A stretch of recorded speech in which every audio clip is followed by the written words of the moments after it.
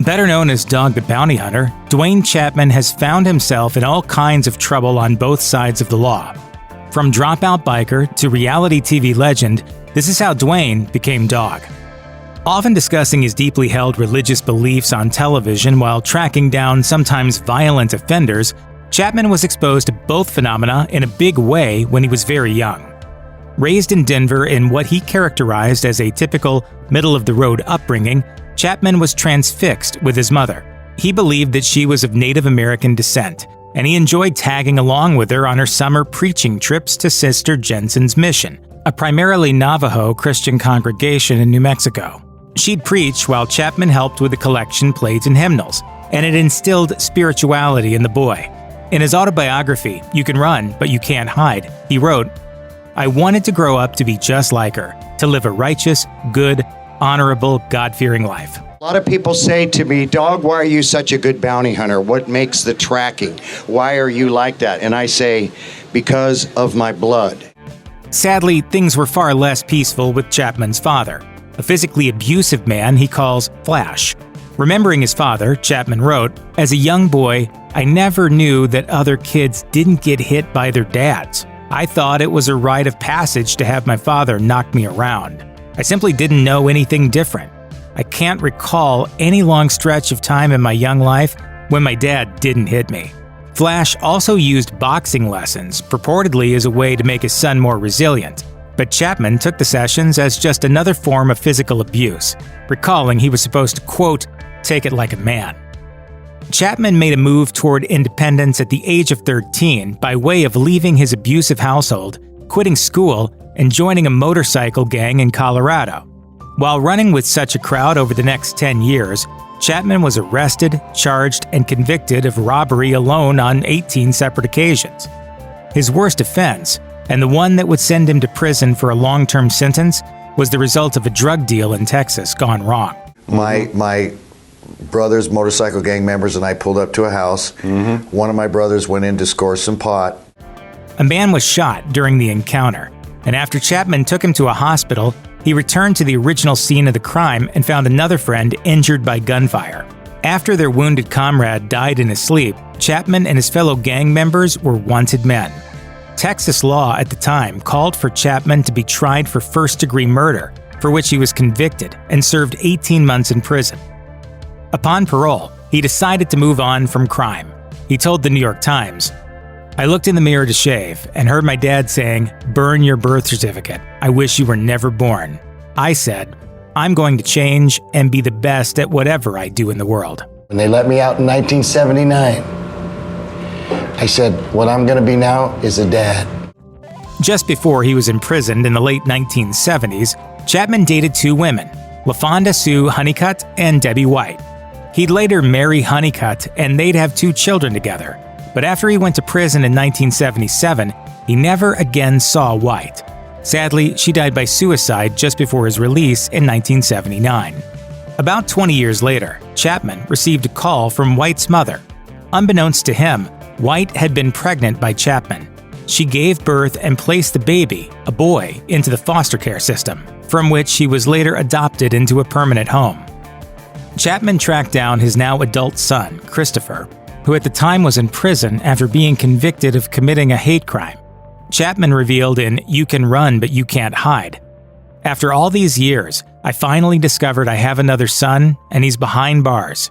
It was more than I could bear. I knew what it felt like to be a young man who made foolish choices."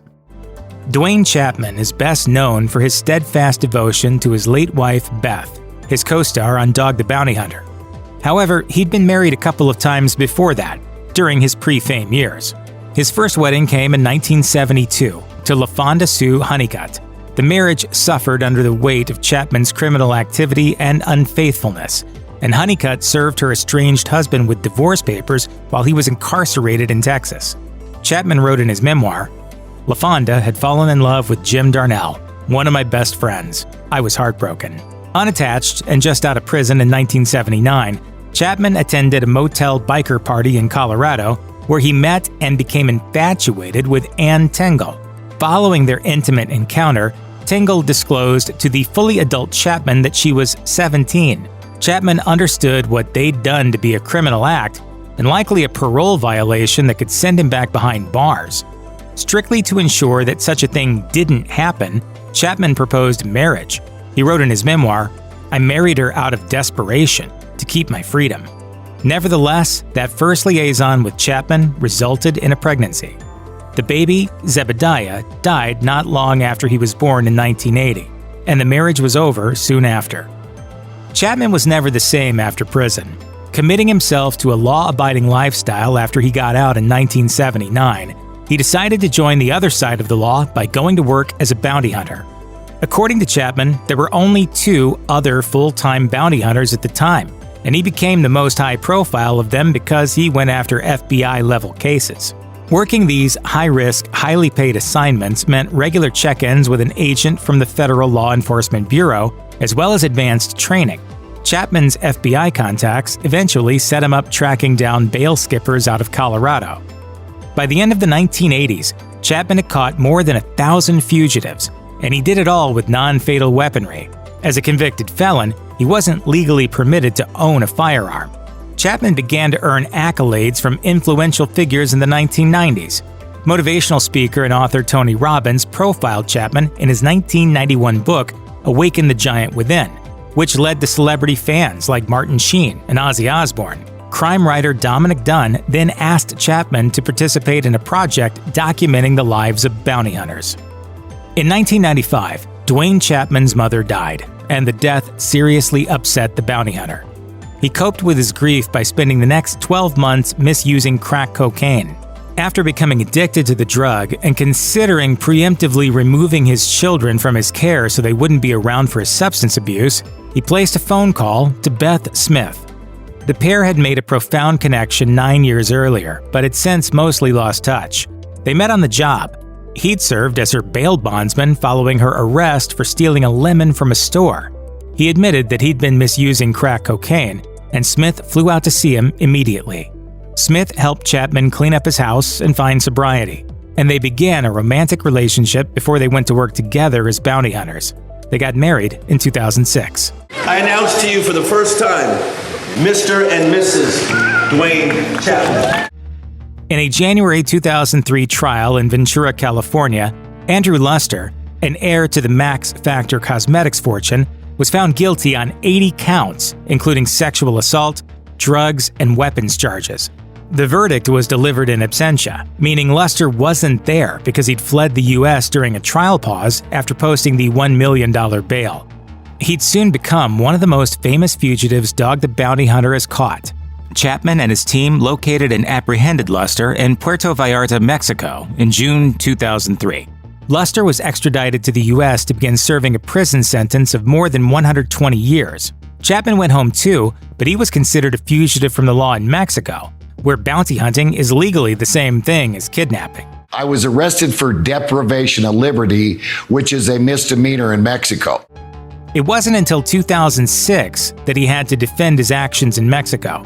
He was arrested in Hawaii and charged with illegal detention and conspiracy. Chapman avoided extradition to Mexico, trial, and potential imprisonment when a judge dismissed the case after deciding the prosecutors waited too long to start the courtroom portion. I want you to wish that Mexico forgives us.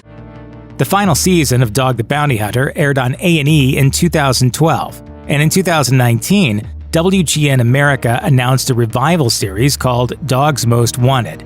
Set to focus on the relationship between Duane and Beth, the show instead became partly an emotional and subdued documentary series about a life-ending medical process. Just before filming could start, Beth was diagnosed with throat cancer, a condition that would turn out to be terminal. Speaking to the New York Times, the series showrunner said Beth insisted on filming anyway. Dogs Most Wanted depicted Beth undertaking anti-cancer procedures, losing weight and hair, and a helpless Duane trying to cope with and understand his wife's condition. In June 2019, after uttering some final loving words to her husband, Beth fell into a coma and was then taken off of life support and died. She was 51 years old. Speaking with Entertainment Tonight, Duane recalled some of their last moments together. She called him into a bathroom and demanded he look at her. She said, "Please let me go." Following Beth's death, Chapman had a medical crisis in September 2019. Hospitalized in Colorado after complaining of chest pains and breathing difficulty, Chapman refused substantial treatment, going so far as to shove an orderly when they tried to stop him from leaving. Just after the incident, Chapman said his health had improved a little, telling Fox 31, "It feels much better now, and I'm going through some psychological things right now too, so that doesn't help. I think, basically, I had a broken heart." Talk show host and physician Dr. Oz convinced Chapman to let him provide a medical assessment. He diagnosed his friend with a pulmonary embolism, a blockage of the arteries that lead to the lungs. Chapman thinks it was caused by his overuse of blood-thickening testosterone supplements. He was also diagnosed with gout and had noticed suicidal ideation after his wife died. Chapman subsequently promised to seek help for his various medical issues, lose weight, and smoke less. Just a few years after losing Beth and enduring his health scare, Chapman found love again in Francie Frayne. Frayne had similarly dealt with the death of a spouse from cancer and helped him overcome his profound sense of loss. As Chapman wrote on Instagram in April 2020, "I scream and cry, 'Beth, where are you? Why did you leave me?' Then I look up and see you, Francie, and the pain turns to a smile." Chapman and Frayne got married in September 2021, but not everyone in the family was there. Chapman's daughters, Cecily and Bonnie, weren't in attendance because they hadn't received invites. According to a post Bonnie wrote on Facebook, Frayne said she wasn't welcome because she'd taken part in Black Lives Matter protests and didn't speak up for her father when he publicly uttered racial slurs. "I'm disappointed in you, and my mom would be too, and you know it." Both during and after his run of popular cable TV reality shows, Chapman has made some hostile, ugly, and ill-advised public statements. In 2007, Chapman's son, Tucker, delivered to the National Enquirer a taped phone conversation he'd had with his father regarding a woman he was seeing. The bounty hunter used a racial epithet in reference to her 6 times. For his part, Duane admitted to frequently using the N-word in private conversations. "I thought I had a pass in the black tribe to use it, kind of like Eminem." In response, Dog the Bounty Hunters Network, A&E, temporarily took the show out of circulation and paused production. Following the hiring of influencer and transgender activist Dylan Mulvaney as a brand ambassador for Bud Light Beer in 2023, Chapman unleashed some violent and hateful rhetoric. Speaking with religious broadcaster Sherelle Barrera, Chapman misgendered and made some threatening remarks toward Mulvaney, saying, "Get that punk down, rebuke Satan out of him, and just give him a couple black eyes." If you or anyone you know has experienced a hate crime, contact the relevant resources below.